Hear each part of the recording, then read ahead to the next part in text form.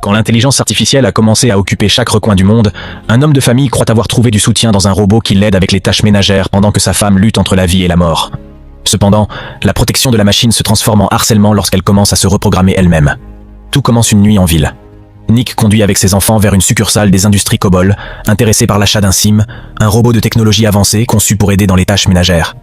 Le vendeur lui présente les différents modèles et variétés disponibles, expliquant qu'ils s'adaptent à leur environnement et sont personnalisables. Ce qui à première vue ressemble à des personnes sont en réalité des machines à taille réelle. Lorsque Nick essaie de demander à sa fille Isla ce qu'elle pense de l'un des modèles, il se rend compte que la petite a disparu, ce qui le conduit à la chercher désespérément. Peu après, une femme la ramène. Cette femme se propose de s'occuper d'Isla pendant que Nick prend sa décision d'achat. En plaisantant avec la femme, le vendeur lui explique qu'en réalité, il converse avec un autre Sim, un modèle Ion, l'intelligence artificielle la plus avancée au monde. Ces modèles sont conçus pour imiter les émotions humaines et sont extrêmement compétents pour s'occuper des enfants. En entendant cela, Isla s'enthousiasme et demande à son père d'emmener ce robot à la maison. Le lendemain, le chaos matinal frappe de nouveau Nick, car sa femme n'est pas à la maison. À ce moment-là, le Sim qu'il a acheté arrive, prêt à l'assister dans tout ce dont il a besoin. Rapidement, le robot demande les horaires de chaque membre de la famille, et en montant les escaliers, il remarque une rampe desserrée, promettant de la réparer pour lui. Il explique également que, en tant que propriétaire, Nick est responsable des mises à jour logicielles et de l'entretien. Ce Sim est programmé pour suivre tous ses ordres et rendre sa vie plus facile. À cet instant, Isla demande à son père comment ils vont l'appeler, et Nick lui laisse la décision. Isla choisit le nom Alice, inspiré par l'un de ses livres préférés. Dès que la famille quitte la maison, Alice commence à remplir ses fonctions. Elle achète les provisions en un clin d'œil et se charge d'ordonner les chambres manuellement. À son retour, Nick trouve sa maison impeccable. Alice leur prépare le dîner et propose de s'occuper de Max, le bébé de Nick, pour qu'il puisse manger tranquillement. Cette même nuit, pendant qu'Alice reste dans le salon, Isla essaie de prendre des biscuits en cachette. Nick, travaillant dans son bureau, entend soudainement le cri de sa fille et le bruit de verre cassé. En courant vers la cuisine, il découvre qu'Isla est tombée. Mais Alice a réussi à éviter qu'elle ne se blesse gravement avec les morceaux de verre au sol. Plus tard, Nick trouve Alice en train de soigner une blessure causée par un petit éclat de verre incrusté. Avec étonnement, il observe comment le robot applique un bandage pendant quelques secondes et remarque que la coupure ne laisse aucune cicatrice. Le lendemain matin, Nick emmène ses enfants à l'hôpital pour rendre visite à sa femme Maggie, qui est hospitalisée en attente d'une greffe de cœur.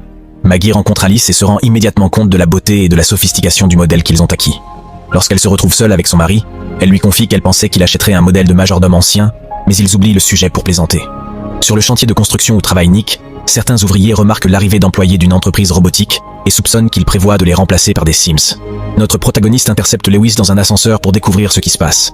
Louis l'informe qu'ils licencieront tous les employés sauf lui, en raison d'une disposition de l'assurance. Bien que Nick s'oppose à rester, sa situation économique l'oblige à continuer. Plus tard, notre protagoniste rentre chez lui et salue chaleureusement ses enfants.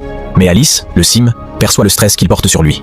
Puis, alors qu'il répare sa voiture, elle le surprend et lui fait remarquer qu'il n'a pas mangé pendant le dîner. Nick lui confie qu'il a passé une mauvaise journée au travail et lui raconte ses soucis.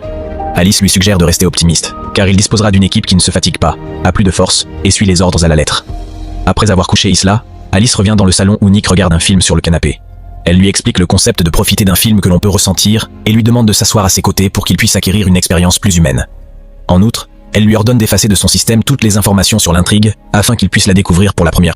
Alice l'avertit que cet ordre contredit sa programmation, mais elle est prête à obéir si cela le rend heureux. Nick doit maintenir un bouton enfoncé pendant 7 secondes pour réinitialiser le Sim, et à ce moment-là, une tension palpable surgit entre eux. Comme le souhaitait Nick, Alice voit le film pour la première fois. Cependant, l'écran est interrompu par un appel de Maggie, sa femme. Excitée, elle lui raconte qu'ils ont trouvé un cœur pour sa transplantation. Au petit matin du jour suivant, tout le monde se rend à l'hôpital. Isla est heureuse de voir sa mère, mais Nick lui dit qu'ils doivent partir bientôt, car Maggie va entrer en chirurgie. Avant de dire au revoir, Maggie rappelle à Isla combien elle l'aime, puis elle demande à rester quelques moments seule avec Alice. Consciente que l'opération pourrait échouer, elle exprime sa confiance que ses enfants iront bien grâce à leur père, mais avertit que personne ne prendra soin de Nick. Elle lui demande de limiter sa consommation d'alcool, et, sachant qu'Alice ne peut pas lui désobéir en tant que propriétaire, elle lui explique que parfois, prendre soin de quelqu'un implique de faire des choses que cette personne ne veut pas. Les heures passent, et l'anxiété de Nick augmente en voyant l'un des médecins de sa femme courir alarmé vers le téléphone. Il l'intercepte, et après lui avoir demandé plusieurs fois sans obtenir de réponse, il lui arrache l'appareil et exige de savoir ce qui se passe. Le médecin lui explique qu'une tempête inattendue a empêché le transfert du cœur, ce qui signifie que l'opération de sa femme ne pourra pas avoir lieu. Nick essaie de consoler Maggie, lui assurant qu'ils ont encore du temps pour trouver un autre donneur. Bien que dévastée, elle refuse son aide et lui demande de rentrer à la maison pour coucher leurs enfants. Plus tard, nous voyons Nick réparer une voiture tout en buvant plus que de raison. Alice apparaît pour lui offrir son aide, et bien qu'il essaie de cacher sa colère, la frustration le pousse à prendre la bouteille avec l'intention de la jeter. Mais Alice l'arrête avec un simple geste. Nick sent un pouce au poignet du robot, et, en remarquant qu'il s'est calmé, Alice ajuste ses propres battements pour le calmer encore plus. Elle glisse lentement sa main sur la poitrine de Nick jusqu'à l'introduire dans son pantalon, essayant d'apaiser la souffrance que Maggie voulait lui éviter.